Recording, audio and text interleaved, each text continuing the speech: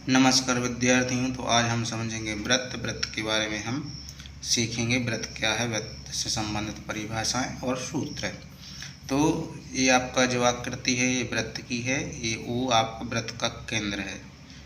ओ ये व्रत की त्रिज्या है। ये आपको एक दिख रहा है, ये आपकी व्रत की जीवा है। जीवा आपको इसमें पी क्यू ले सकते हैं, इसमें नाम दे सकते हैं पी क्यू। ये व्रत की जीवा है। परिधि व्रत के चारों ओर की परिमाप उसकी परिधि होती है। जीवा व्रत पर ऐसा रेखाखंड, व्रत के किन्हीं दो बिंदुओं को मिलाने वाला रेखाखंड क्या होता है, उसकी जीवा होती है। त्रिज्या क्या होती है, त्रिज्या व्रत के केंद्र से उसकी परिधि तक की जो होती है लंबाई होती है, वो क्या होती है, उसकी त्रिज्या होती है। अब ये जो इसमें सूत्र प्रयोग किए जाएंगे व्रत के अध्याय में, वो हमें मालूम होना चाहिए। व्रत की त्रिज्या क्या होती है, आर। इसमें हम आर लेंगे।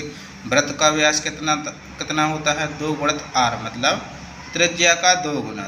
व्यास जो होता है वो कितना होता है, त्रिज्या का 2 गुना होता है। व्रत की परिधि कितनी होती है, 2 पाई आर। जो ये व्रत के चारों ओर की, यदि यहाँ से लेकर यहाँ तक का सीधा चारों ओर का काउंट करें तो ये होती है उसकी व्रत की परिधि। और व्रत का क्षेत्रफल क्या होता है, पाई आर वर्ग। पाई आर वर्ग ये व्रत का क्षेत्रफल होता है। तो पाई बराबर कितना होता है, 22/7, 22/7 या 3.14। ये हम जो है वैल्यू मान वो हम लेंगे इसके व्रत से संबंधित प्रश्नों को हल करने में। तो ये हमें मालूम होना चाहिए। इनको लेकर ही हम व्रत से संबंधित क्वेश्चन हैं, जो प्रश्न हैं, उनको हम हल करेंगे।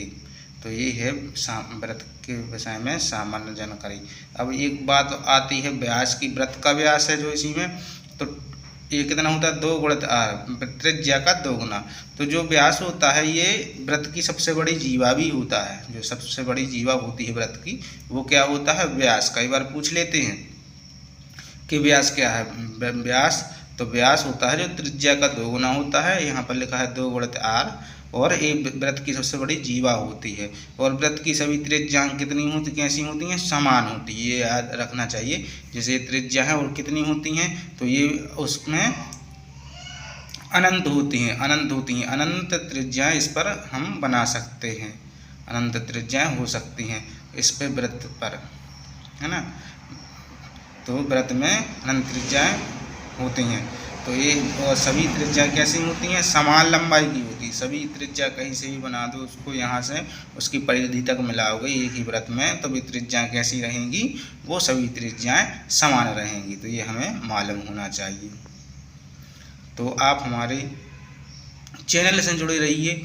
यदि आपको हमारा वीडियो अच्छा लगे तो वीडियो को लाइक करें, शेयर करें और हमारे चैनल को सब्सक्राइब करें। हमारी कोशिश है कि आप गणित विषय में निर्भीक रहें, पक्के रहें और उत्कृष्ट रहें। आपको गणित से विषय से डरने की ज़रूरत नहीं है। यही हमारा प्रयास है, यही हमारी कोशिश है। आपका साथ ही हमारी ताकत है। तो हमसे जुड़े रहिए, हमारे वीडियो देखते रहिए और आगे बढ़ते रहिए। धन्यवाद।